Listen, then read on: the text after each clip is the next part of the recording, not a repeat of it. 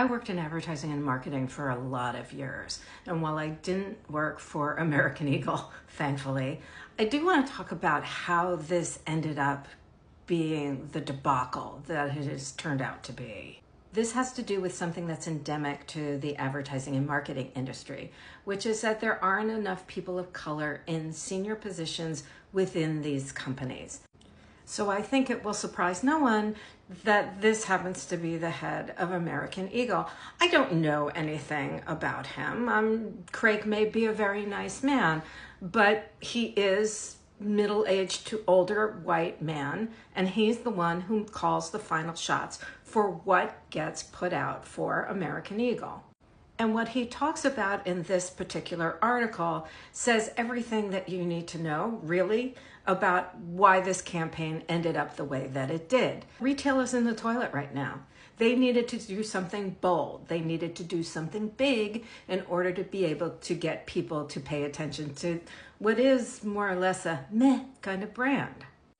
And when we're talking about big, this campaign, as it says up here, is running all over social media. It's going to be out of home. They're pulling out all the stops in a traditional sort of marketing way.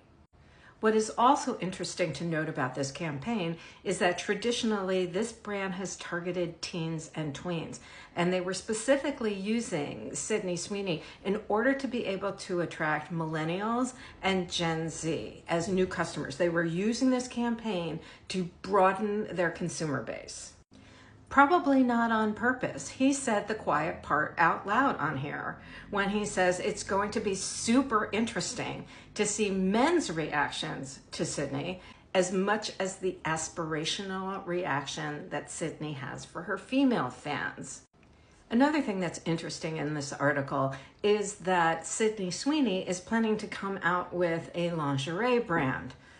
Well, AE has Aerie, and there could be some kind of reason why she has a motivation to connect herself with this brand beyond being part of this campaign.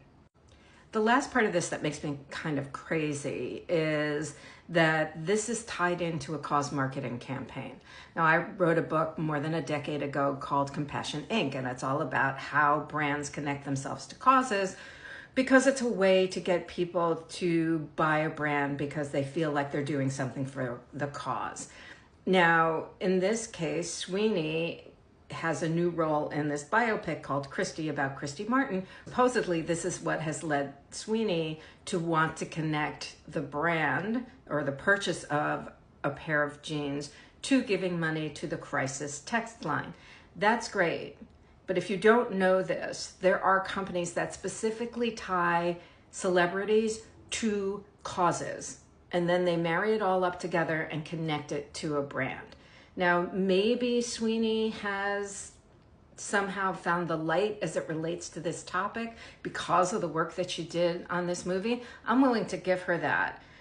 But what I won't give the company is that they are giving all of the money from the sale of these jeans to this charity, but it's only running for a limited period of time, and the jeans aren't even ready yet, and the promotion has already started. The other part of this I want to draw your attention to is this post from LinkedIn from Ashley Shapiro, who is the VP of Marketing for American Eagle. She says on this, and this is from 5 days ago, hasn't posted since, by the way, should note that. During a Zoom call with Sydney, we asked the question, how far do you want to push it? Without hesitation, she smirked and said, let's push it, I'm game. Our response, challenge accepted. From that moment on, Sydney's sentiment guided every frame, every stitch, and every unexpected twist of the Sydney Sweeney Has Great Jeans.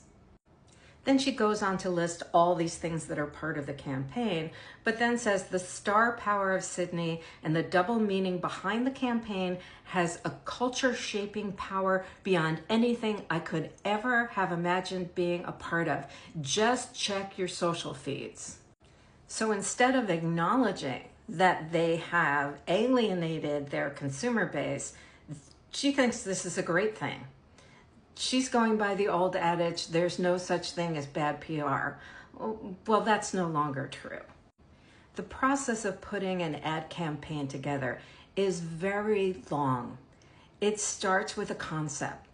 You may bring in the talent. It goes through the agency review. It goes from the agency to the client.